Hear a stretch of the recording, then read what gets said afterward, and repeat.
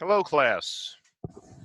I uh, I had problems with the video and stuff earlier. I just I've gone to a new book now, and I don't know if it's a little flatter or something. And I realized after I'd done like half the thing that it was so blurry that nobody could see it. So I went back and I redid the camera and everything, and I checked on a few things. And so anyway, I think it's fine now, and I'm going to try, because I finished a whole book. I finished a whole one of these. In fact, well, I shouldn't say a whole one because I always have the, solutions for tests and old tests and stuff in these. So, oh, now I've moved it. Not even sure if that's good enough anymore. Let me just check it on the full screen. I am still recording, so yes, it all looks fine. So yeah, I wanted to fix this up, but what I'm going to do is I'm going to go back. Oh, wait, there was the other thing I wanted to do, and I've got it right here because, I am the absent-minded professor. Plus, I'm getting phone calls and all of this stuff all the time, so I may have to pause it. I am buying the 4-family next door, so there's a lot that's going on in the background in addition to all the things I'm doing here. However, let's put the timer on. And what I did was I wanted to start talking about Gauss's law of magnetism, that del dot B equals 0. And I thought to myself, I remember mentioning that and about the, no monopoles in the last one. So I went back and I looked at the last video, and I must say, thank God I have no insecurities.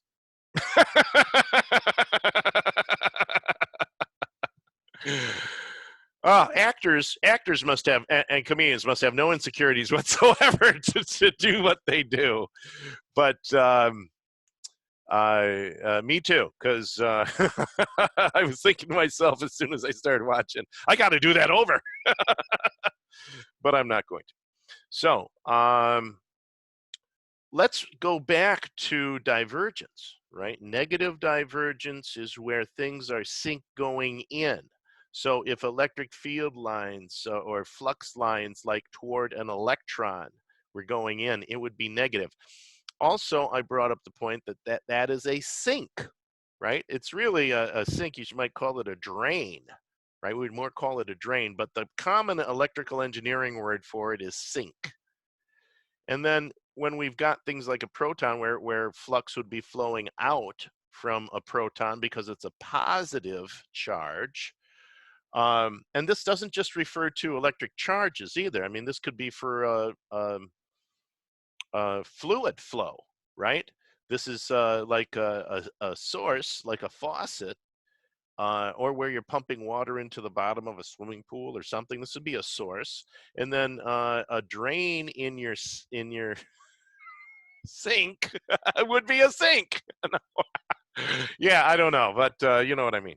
So anyway, that's what they call it. So I also wanted to talk about magnetic attraction and repulsion between two wires. I really didn't get to that in the last lecture, so I thought that I would take a minute and talk about that and talk about my personal intuition as to how I remember which currents attract and which currents repulse. And I drew that right here, right? So I've got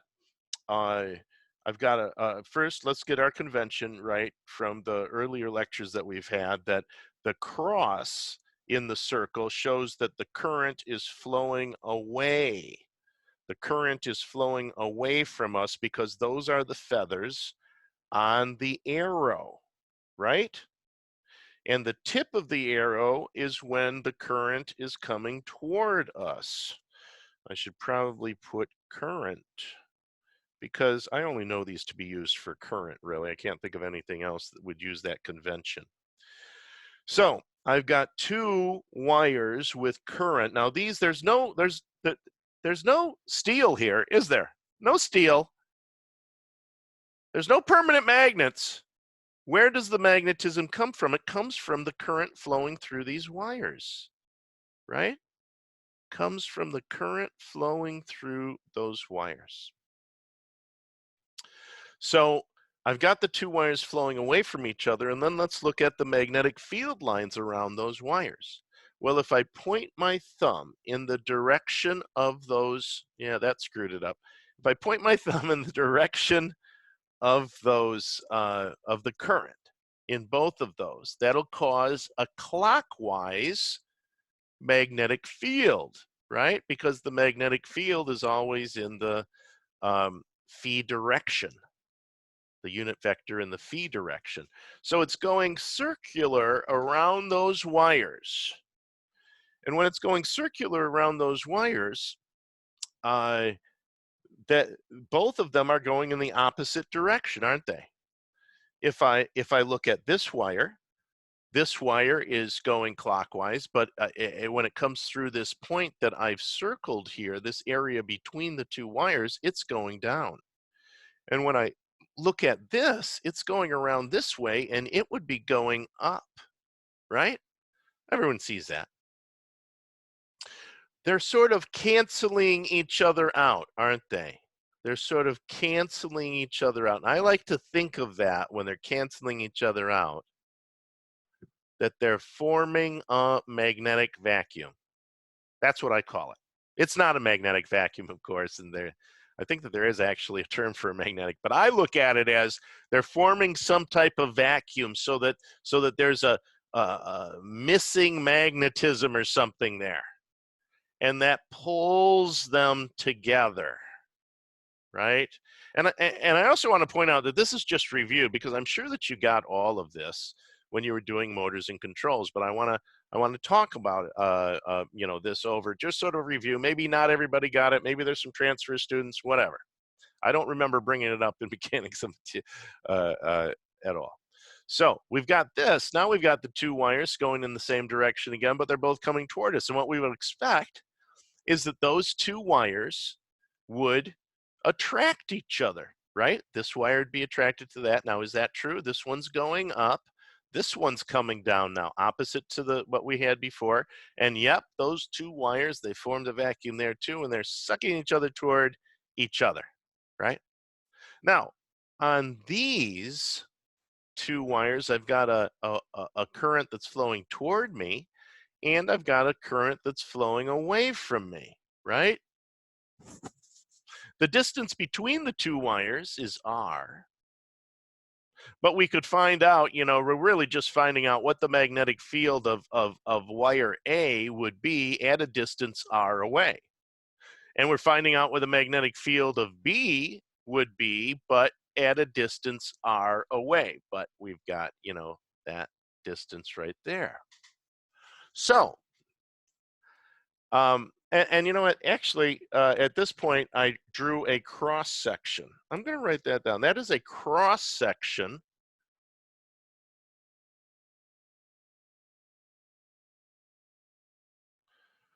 of a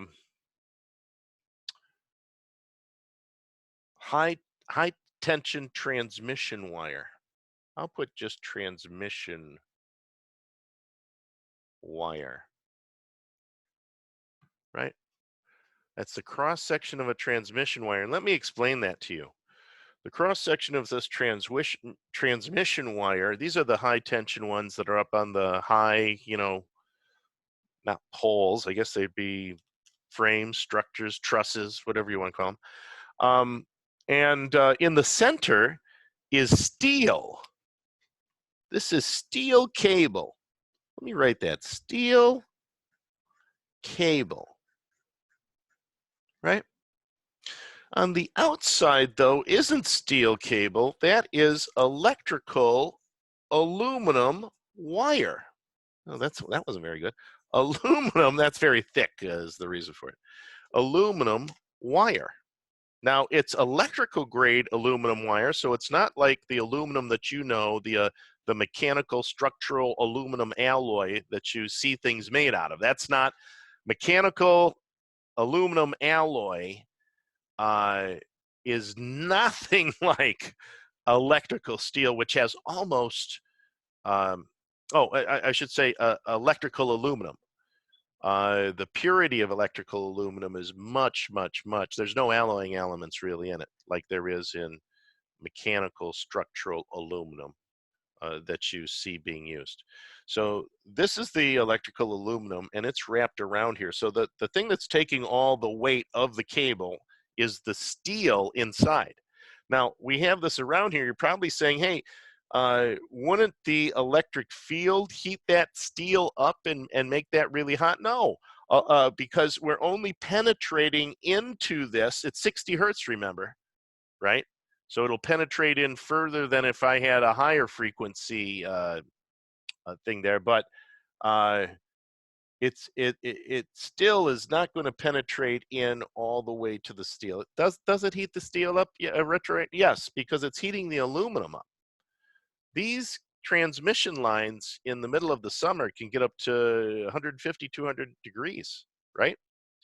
So, and in the winter, think of all the energy that we're really losing to the cold. We're heating up. It's like we're making a giant electric resistive heater for the Earth. And the Earth is saying, I don't really need that electric blanket. You guys just keep that. And what, you know, if we were generating all the electricity at our own houses, now of course the installation of those electricity generators would be enormous capital increase, but if we could do that, we would save probably about 30% of the wasted energy of transmitting energy all over the country like we do. All right. So anyway, let's, the length between the two wires is R, and L equals the length of wire. And in fact, I don't really want to find that. I really want to find, you know, the force per unit meter. So if I'm finding the force per unit meter, then we're going to get rid of L, aren't we, in the equation? In fact, why don't I just write, well, we've already talked about this equation here earlier in our introduction, but let's look at this equation here too, right? All I've really done is I've just taken B of A, I'll put B of A there, and then just multiplied it by I sub B and L. So if I wanted to find out what the force was, I'll just write, this is the total force, not force per linear meter, but the total force is going to be mu. And what is that the mu of? It's the mu of the material in between that the magnetic fields are flowing through. It's not the material of the copper, it's the material of this. And in this case, that would be air, and you know, but I'll leave it like that. So anyway, you know, and why don't we put that up here again so that no one forgets mu equals mu sub R times mu sub O. Don't forget that. Now, the force then is just going to be mu times I of A times I of B times the length of the wire divided by 2 times pi times R, right? But if we wanted the force per unit length, we would just get rid of the length of the wire. And we would just have this over 2 pi R, right? Now, why don't we do something for a second? In fact, I haven't really set this up at all, and it'll probably all go wrong. But why don't we do a little example? So let's say for our example that we want, we know that it's air, so I'm just going to put, I'll put air. We know that air is there. I sub A, I'm going to say is 100 amps. And I sub B, I'll say is 50 amps. Why not? Now, with that, we know what mu, so mu is just going to equal mu sub O, 4 pi times 10 to the minus 7. The distance between these two wires, I'm going to say is 1 meter. All right.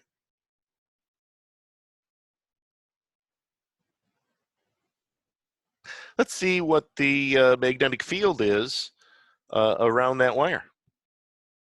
Should we see if what the magnetic field is around A? So let's, we could actually put this, let's find the force first. Let's do that. So the total, we would need a length. I really just want to find a length or force per meter.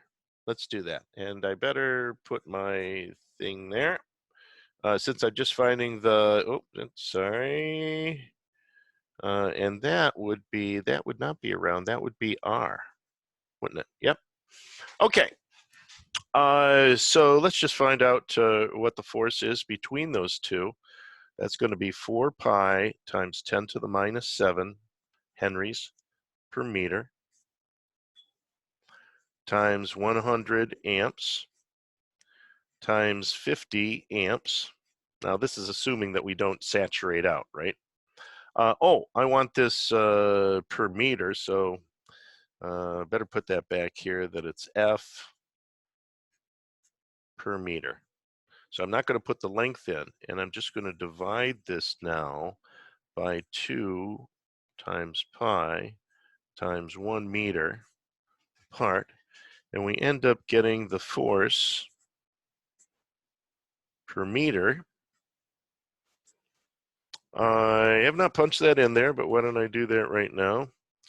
100 times 50 times 4 pi exponent minus 7 divided by 2 divided by pi equals. And I end up getting, that is not, that is not a super high number.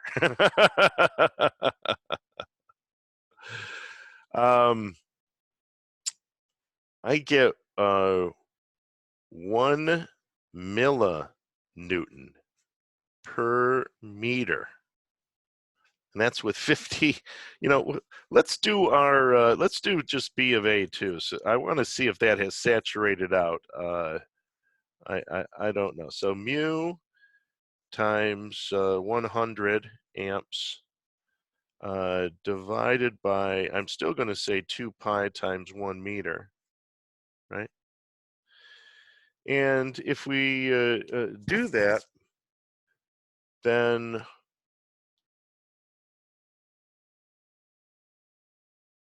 I would just divide this by 50, and that would give me that.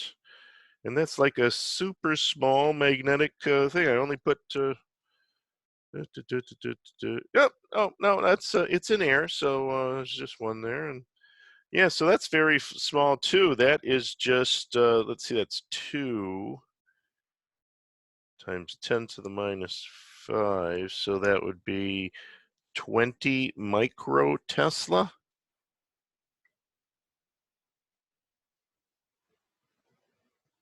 That doesn't sound right, but well, that's pretty small, and 1 millinewton per meter is small, depending upon how long the length of that line is. Like I said, that the one line that I saw replaced, I gotta say it's probably about a quarter of a mile, maybe half a kilometer, 500 meters.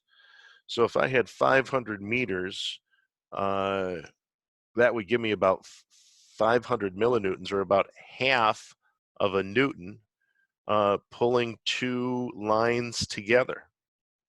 And that's obviously why I saw the wave travel. Once they energized that half-mile long line, the thing, whipped into a location. It was very interesting to see how it actually did slightly move. And that would be, even though we only have such, of course, the currents that we're flowing through there are much higher than the currents that I've got here. So anyway, I just wanted to point that out to you, that we can use this to find the force between 2 wires, or we can use it to find the magnitude of the flux density in Teslas. Yeah, microteslas, I got that right. That's still, yeah, that, hmm. Well, you know, if I don't want to get into, I don't want to get into your, you know, the magnetostatics and magnetic properties and stuff. You've learned all of those in motors and controls, so I'm not too worried about it. But I will talk more as we go along, obviously, Gauss's equation and everything else have a lot to do with it too. I'm going to make this a relatively short one because I explained most of this because I had to go back and fix it. But I think, and this is really just talking about divergence, taking care of, you know, Maxwell's equations. Some of the, I'm just going back and really doing Biot Savart and a more conceptual understanding of magnetism. But the next one, we're going to get into capacitance and capacitors and capacitor design and all of that. So let's go back to that. Also to understand magnetic fields as well. All right.